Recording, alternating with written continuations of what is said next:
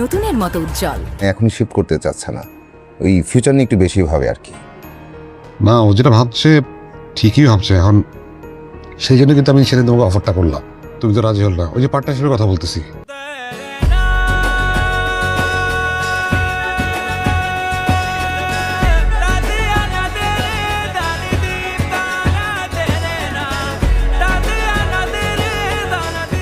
সমীর, তুই কখন এলি?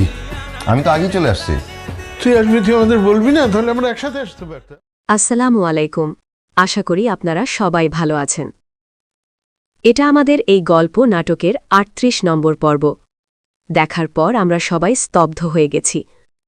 আজ আমরা কথা বলবো আগামী পর্ব, অর্থাৎ ৩৯ নম্বর পর্বে কি ঘটতে চলেছে তা নিয়ে। বন্ধুরা, ভিডিওটি শুরু করার আগে কথা বলে রাখি, ফাহাদ যা করল তার জন্য কি আপনাদের রক গরম হয়ে যাচ্ছে কিনা? নিজের জন্মদাতা পিতামাতার উপর থেকে ছাদ কেড়ে নেওয়া। ৩৯ নম্বর পর্বে আসতে চলেছে এমন এক আসল ধামাকা যা দেখলে আপনি নিজের চোখকে বিশ্বাস করতে পারবেন না। ফাহাদ কি সত্যি তার পরিবারকে রাস্তায় নামিয়ে দিবে, নাকি ছায়ারা ফিরবে তাদের উপর এক আশ্রয়দাতা হয়ে? ভিডিওটির ১ সেকেন্ডও স্কিপ করবেন না, কারণ আজকের ভিডিওটি থাকছে ৩৯ নম্বর পর্বের বড় বড় সব টুইস্টের ব্রেকডাউন। ৩৮ নম্বর পর্বে আমরা দেখলাম ঈদের খুশির আমেজ, কিন্তু সেই খুশির আড়ালে ছিল বিষাদের ছায়া। ফাহাদ ব্যাংক লোনের বাহানায় তার বাবার গুলজার সাহেবের কাছ থেকে বাড়ির দলিলের মধ্যে সই করিয়ে নেয়। কিন্তু পর্বের শেষে যখন বাড়ির নতুন মালিক এসে বলে যে আমি এই বাড়ি কিনে নিয়েছি, তখন আমাদের পায়ের নিচ থেকে মাটি সরে যায়। ৩৯ নম্বর পর্বে গল্পটি আরও জটিল হবে। ফাহাদের বাবা যখন বুঝতে পারবেন তার নিজের কলিজার টুকরো সন্তান তার সাথে এই বেইমানি করছেন, তিনি হার্ট অ্যাটাক পর্যন্ত করতে পারেন। সমীর আর মেহেরিন পরিস্থিতির ভয়াবহতা বুঝতে পেরে মরিয়া হয়ে ফাহাদকে খুঁজবে, কিন্তু ফাহাদ থাকবে ধরাছোঁয়ার বাইরে। সবচেয়ে বড় সংঘাতটা শুরু হবে সায়রা আর ফাহাদের মধ্যে। সায়রা যখন জানতে পারবে যে ফাহাদ এই পর্যন্ত নেমে গেছে, তখন কি সে চুপ থাকবে? ফাহাদ হয়তো ভেবেছিল বাড়ির বিক্রির টাকা দিয়ে সে সায়রাকে ইমপ্রেস করবে বা নতুন জীবন শুরু করবে, কিন্তু তার এই ভুল সিদ্ধান্তই হবে তার জীবনের শেষ ফেরিকের।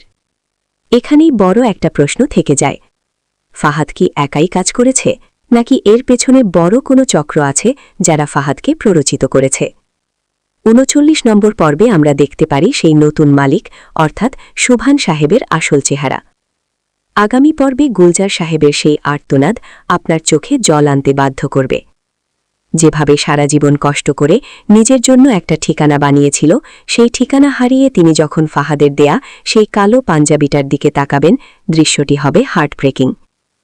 এবার আসি আসল ধামাকা এবং টুইস্টের কথায়। ৩৯ নম্বর পর্বে সায়রা তার প্রফেশনাল পাওয়ার ব্যবহার করে ফাহাদের এই জালিয়াতি আটকে দিতে পারে।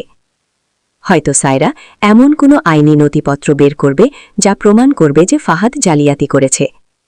আর ঠিক তখনই দেখা যেতে পারে সায়রা আর পুলিশের এন্ট্রি, যা হবে নাটকের মোড় ঘুরিয়ে দেওয়ার মতো দৃশ্য। ভিডিওর এই পর্যায়ে আপনাদের জন্য একটা বড় প্রশ্ন, আপনাদের কি মনে হয় ফাহাদের মতো ছেলেকে তার বাবার ক্ষমা করে দেওয়া উচিত, নাকি ফাহাদের ঠিকানা হওয়া উচিত অন্ধকার জেলখানায়? বন্ধুরা, আজকে এই পর্যন্তই।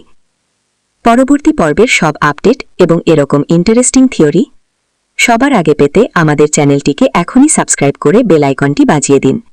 দেখা হচ্ছে আগামী ভিডিওতে।